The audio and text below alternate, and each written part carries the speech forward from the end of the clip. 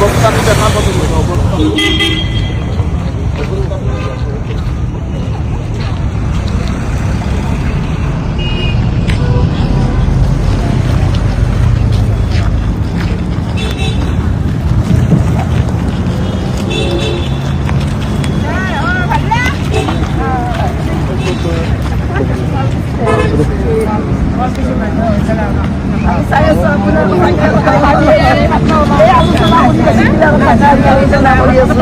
অবস্থা নাচ গান কৰিছিলো যে মনত আছে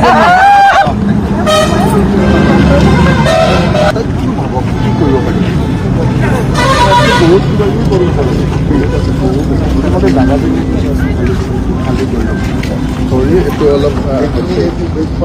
মানে এইটো এটা বৰষুণ পেপাৰ ব্লক লগাব লাগিব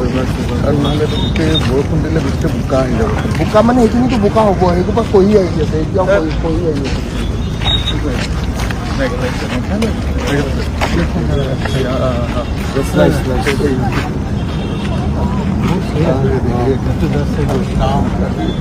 মেঘালয় তো লাগছে কোন ডিস্ট্রিক্ট সেটাই তো বলছি মেঘালয় তো না পুরা ডিস্ট্রিক্ট মেঘালয় ওইটা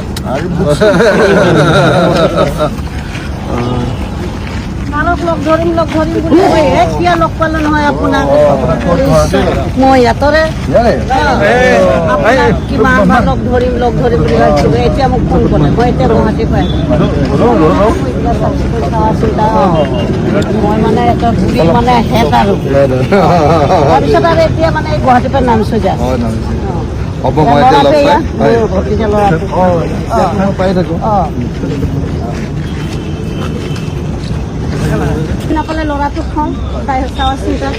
আমি চাকি বন্তি ঝাৰু চাকি কৰোঁ নমস্কাৰ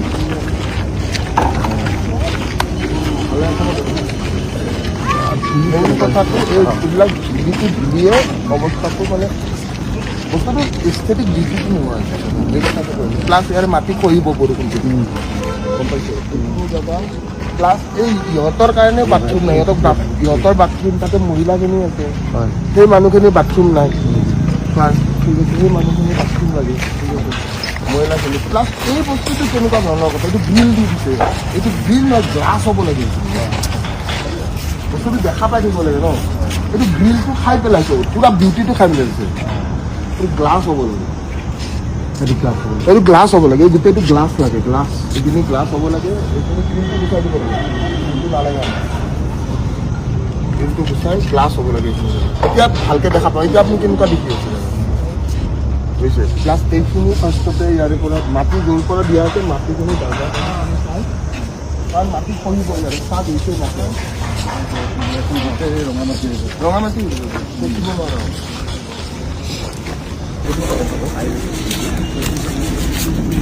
ভালে আছেনে আপোনালোক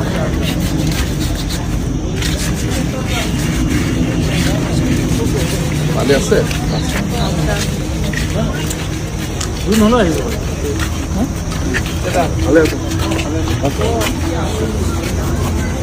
লাগি আছে না ভালকে এইটো আজি লগাইছে এইটো আজি লগাইছে ওপৰখিনি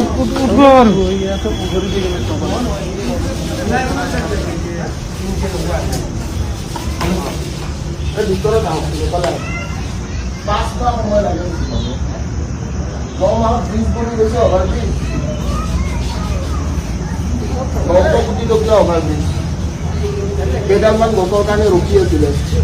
এইফালে দাদাৰ বডিটো জ্বলি শেষে হোৱা নাছিল এইফালে গছকেইটা পৰি গৈছিলে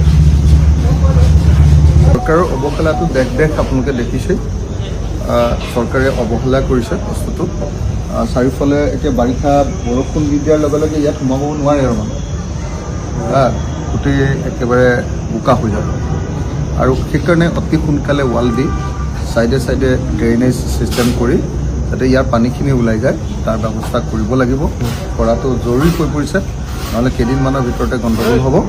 গোটেই বোকাময় হৈ যাব মানুহ সোমাব নোৱাৰিব আৰু এইটো চাওকচোন বাৰু কি বেয়া অৱস্থাত আছে এই গোটেই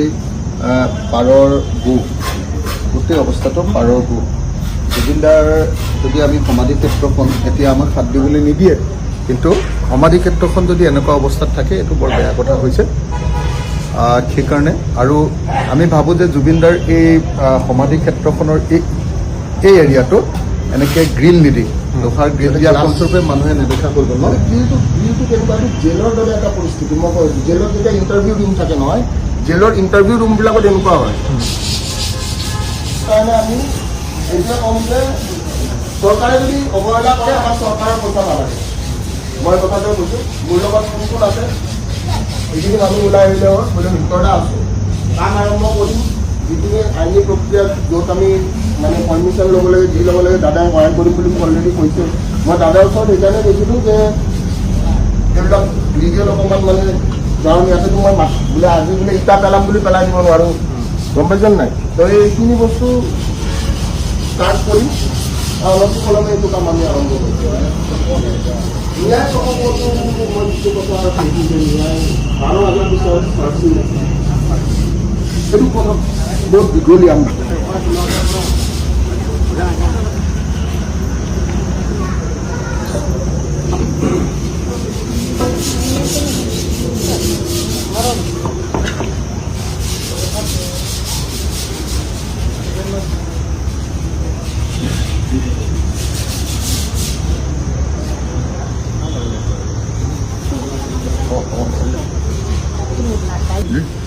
কৰিলে বেয়া দেখিছোঁ,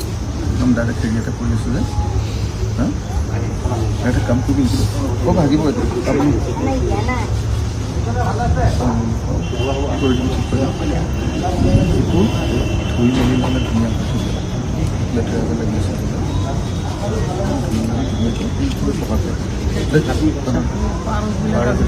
মই সব গুছাই দিয়েছি।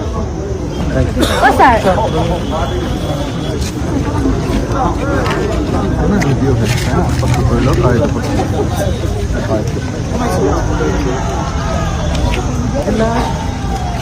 এইটো ইয়াতে আমাৰ এটাৰে লোকেল মহিলা চাৰে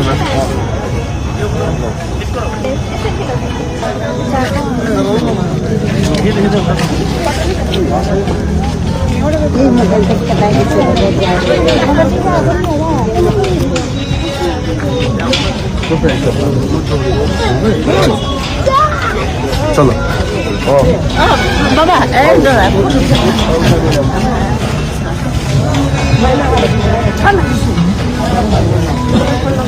ভাইটি এইটো মাৰি দিয়া খাবলৈ যাব